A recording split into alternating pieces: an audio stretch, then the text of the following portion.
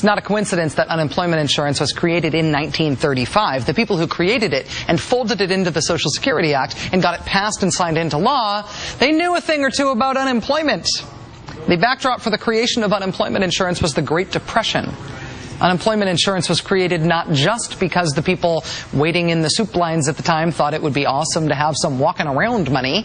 It was created because it was sound economic policy. Obviously, having a system of unemployment insurance is in the best interest of anyone who might ever, for any reason, lose their job. But it's also in the best interest of the country, of our entire economy.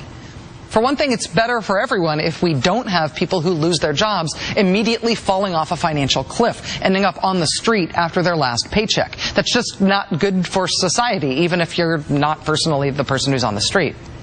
But unemployment insurance is also a way to stimulate the economy.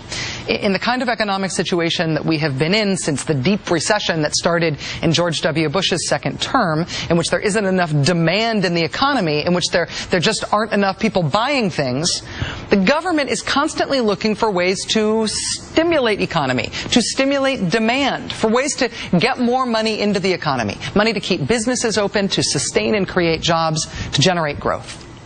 And one of the most efficient, most effective ways to do that, just talking in economic terms regardless of your politics, one of the most effective ways to do that, to stimulate the economy, is to put money in the hands of people who need money really badly and who will therefore spend it right away, which is what unemployment benefits do. Because of the crisis that was caused by the financial collapse, we have the highest rate of long-term unemployment in this country since when we first got unemployment insurance, since the Great Depression, since the 30s. There are nearly 6 job seekers for every available job in America right now. One of the most surprising things about politics since the crash happened and since unemployment spiked is how many politicians apparently hate people for being unemployed. Hate the unemployed, or at least they're willing to voice that for political reasons. After you pay for unemployment insurance when you have a job, a bunch of politicians apparently think that you are a leech and a bad person for taking those benefits when you need them. That's what's happened to us, is that we have put in so much entitlement into our government that we really have spoiled our citizenry and said, you don't want the jobs that are available. That's Sharon Engel, the Republican running to replace Senate Majority Leader Harry Reid in Nevada. She thinks people on unemployment, as you just heard, are spoiled. That doesn't create new jobs. In fact, if anything, continuing to pay people unemployment compensation is a disincentive for them to seek new work. That's Republican Senator John Kyle of Arizona, who thinks people are unemployed because of unemployment insurance. Same reason I burn down my own house regularly, ever since I got the fire insurance.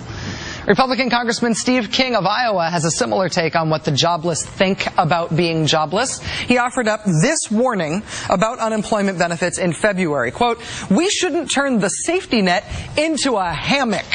It should actually be a safety net." Republican Congressman Dean Heller of Nevada has a take on unemployment benefits that's twice as derogatory and 17 times as bizarre as that. Here's how a local newspaper reported on Dean Heller's position.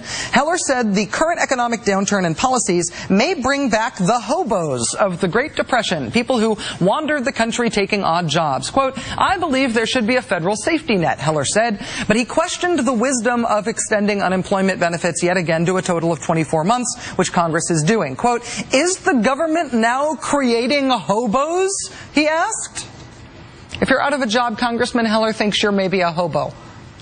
Republican Senator Orrin Hatch of Utah thinks you're even worse than that. You know, we should not be giving cash to people who basically are just going to go blow it on drugs. Senator Hatch actually proposed an amendment to the jobs bill earlier this month to force anyone getting unemployment benefits to submit to a drug test. Because, you know, land of the free and all that. Now pee in this cup. Andre Bauer, the Republican lieutenant governor of South Carolina, compared people on assistance famously earlier this year to stray animals. My grandmother was not a highly educated woman, but she told me as a small child to quit feeding stray animals. You know why? They never leave. Because they breed. You're facilitating the problem. If you give an animal or a person ample food supply, they will reproduce, especially one that don't think too much further than that. And so what you've got to do is you've got to curtail that type of behavior. They don't know any better. We've got the worst long-term unemployment in this country since the Great Depression. This is going to have repercussions in our country and in our culture for generations. The political leadership we're seeing on the right in response to that call the unemployed animals, drug test them, call them bums, say they're only out of a job because they're lazy and they want to be. Insult, insult, insult. And to add real injury to all of that insult, today every Republican in the Senate, plus our friend Ben Nelson, blocked a vote on a bill to provide badly needed help to the long-term unemployed in this country. And as a result, starting tomorrow, more than a million Americans will lose their unemployment benefits. This might sound like something you've heard before. This is the sort of thing that's been knocking around in and out